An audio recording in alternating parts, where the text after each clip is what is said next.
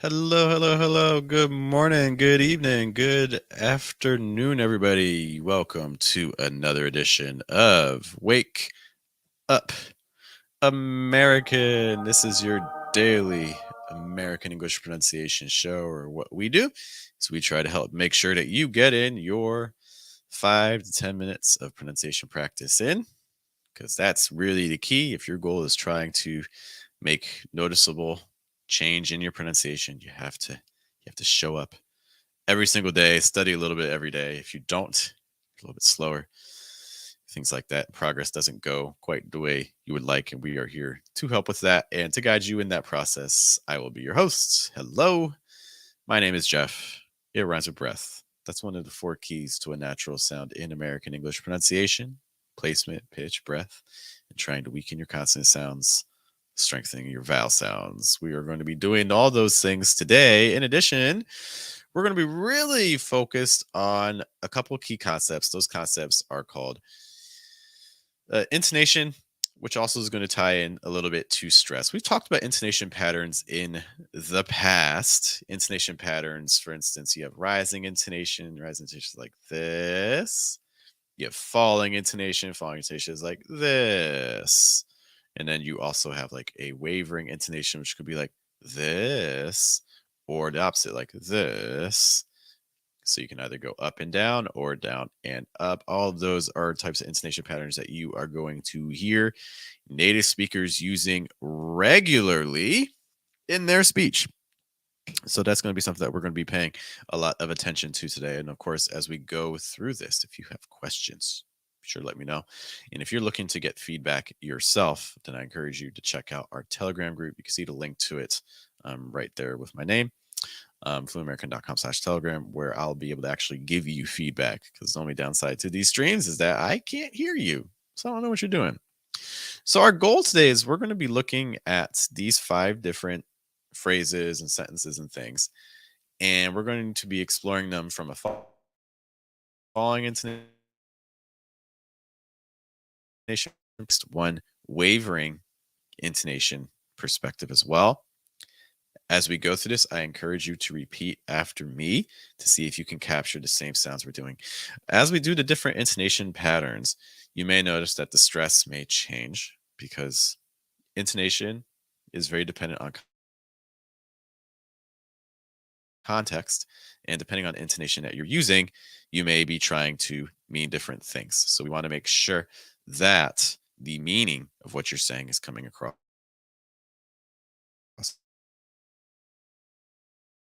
clearly enough in that me involved. Let's take a look at our first phrase here. So our very first phrase, what we're going to do is we're going to start off just with a rising intonation. So if you have a rising intonation, that's like in a typical like yes, no kind of question situation. So if I wanted to say that first phrase with a rising intonation, it would sound something like, do you really think that? Do you really think that? Do you hear that little that at the end? That? That? Do you really think that? That's rising intonation.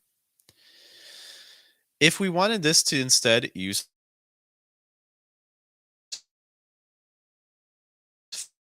falling into today, these are all possible situations that can occur. Okay. So if I wanted this to have a falling intonation, it would probably sound like, do you really think that? Do you really think that? Notice that now the stress is falling more on think. Do you really think that? Let's compare again. Do you really think that? Rising. Do you really think that? Falling intonation. And if I wanted lastly to have this with a wavering intonation, what would that sound like? So that's probably going to change.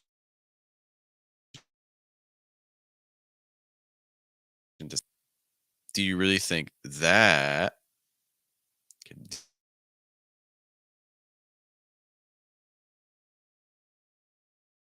Do you really think that connection issues on my end? And I want to make sure that the stream is smooth. So let's do this. I'm going to return.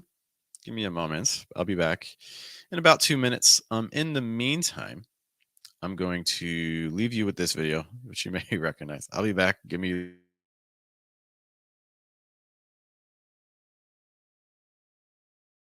like 2 minutes. You were probably in school years ago when your nice English teacher taught you to say these words. Wrong. All contain vowel sounds that consonants can transform into horrible, horrible monsters. We are hunting down consonants starting with the letter L. Say these words to yourself really quick. Real, girl, milk, roll, cool. Did you say them like I did? If not, it's because when the letter L comes at the end of a word, you want to make sure of these things. The tip of your tongue is down. The back of your tongue is high.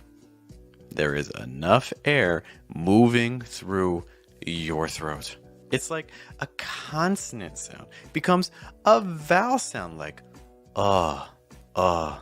Let's try them again then, shall we? Real, girl, milk, raw, cool.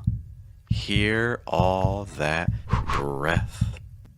Real and cool, by the way, have long vowel sounds. That's important because long vowels, when they connect with the letter L, have a slightly different sound.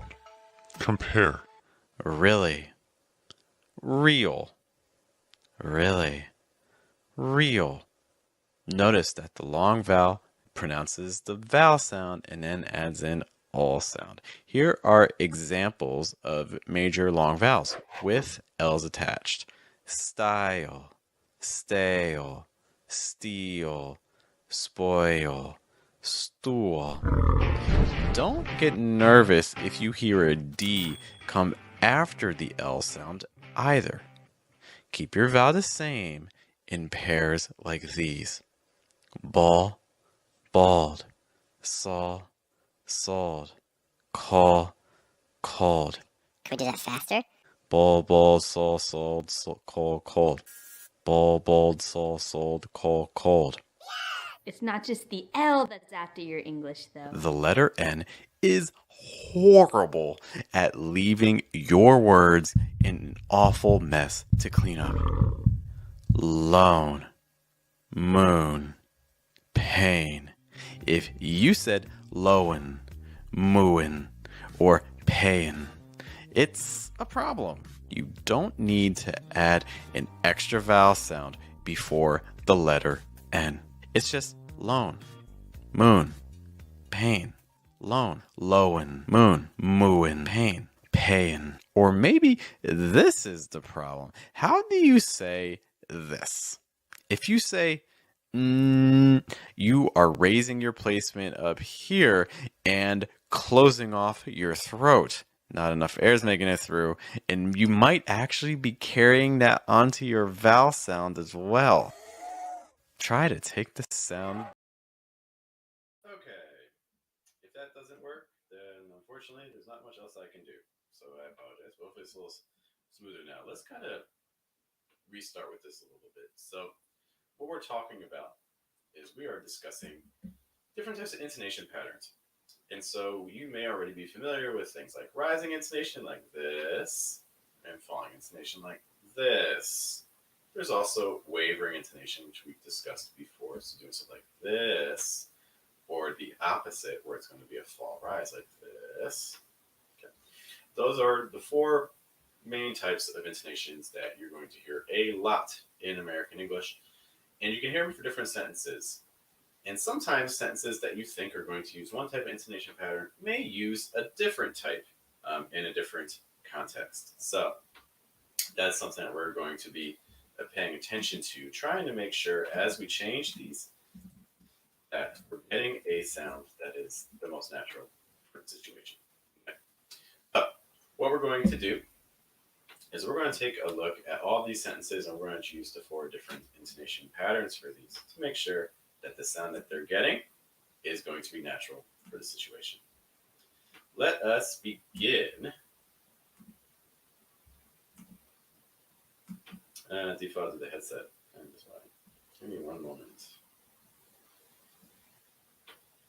All kinds of tech stuff in good life.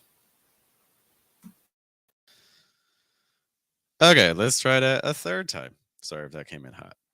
So, you already may be familiar with the different types of intonation patterns that exist in American English. You may already be familiar, for instance, like rising intonation, which sounds like this. You may also be aware of falling intonation, which sounds like this. In addition to that, there are wavering intonations, which can be consisting of like a fall rise. So something like this doesn't mix account both those. Or it might be a rise fall. It's like this. Okay. So those are the different types of intonation patterns. And our goal today is to look at all these patterns here and trying to use them in a way that sounds natural. We're going to use all these patterns for each of these little phrases and sentences.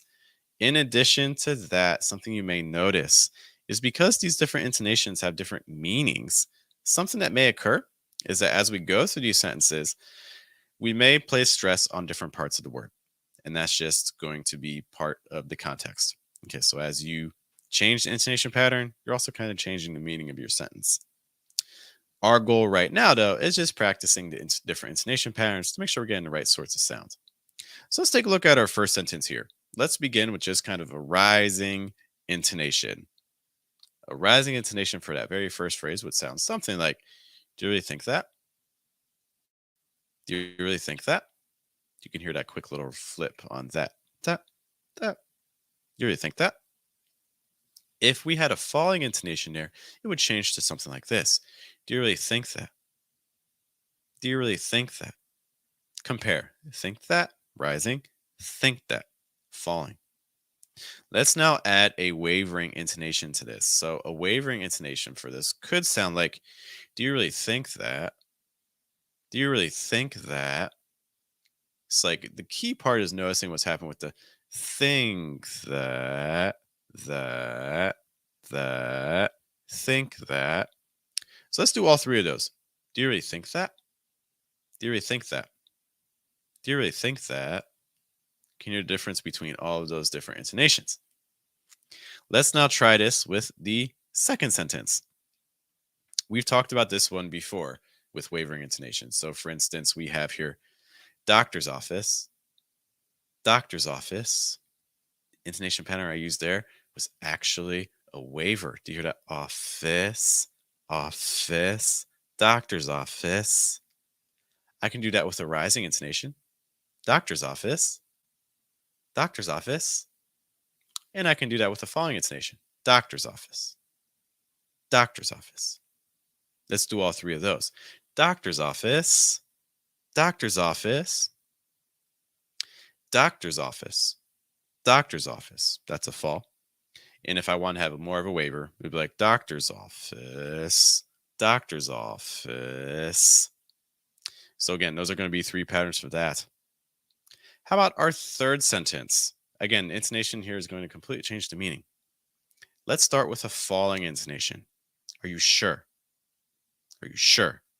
You can hear that heavy fall there on sure. Sure. Sure. We can have a rising intonation. Sure? Are you sure? Are you sure? Then we can also have a waver. Are you sure? Are you sure? You can even make it waver a lot if you want, like, sure. Are you sure? And again, that just makes it sound a lot more hesitant, a lot less certain. Okay, so again, let's start with a fall. Are you sure? Are you sure? Let's do a rise. Are you sure? Are you sure? And let's do a waver. Are you sure? Are you sure? All right, let's take a look at our fourth one here. Let's start with the falling intonation again. I don't think so. I don't think so. Falling intonation. You hear it on so. So. So. I don't think so. You can have a rising intonation. I don't think so. I don't think so. So. So. I don't think so. And we can also have a wavering intonation. I don't think so. I don't think so. So kind of like so, and then kind of wavers back up, right? I don't think so. Let's do those once more. Falling intonation. I don't think so. I don't think so. Rising intonation. I don't think so. I don't think so. And waver. I don't think so. I don't think so. How about for our last one? Let's begin with just the falling intonation. It was good. It was good. Falling intonation on good. You can hear that heavy drop. Let's try a rising intonation. It was good. It was good. And lastly, the wavering intonation. Good. It was good. It was good. You hear it kind of bouncing around a little bit there. Okay, so let's practice those one more time. Rising intonation. It was good. It was good. Falling intonation. It was good. It was good. Wavering intonation. It was good. It was good. So it's that a little bit of that waver. So those again are different types of intonation patterns that once you actually start listening to native speakers, you're going to hear all the time. One of the challenges that can come with this is, well, one, you don't if you have questions about anything we just described and you want to know if you're doing this right, again, you can take a look at my name there, fluentamerican.com/telegram. You can join our Telegram group. We currently have 4 spots open in our Telegram group right now. In our Telegram group, basically what happens is members join every single day of the week. I post a challenge and they can respond with their own audio files and get feedback from me. So if you want to know if you're doing these intonation patterns right, this is actually going to be the challenge that we look at for today. So I encourage you to check that out. It might be something you're interested in if you're trying to get some actual feedback for yourself every day, a couple minutes of pronunciation practice.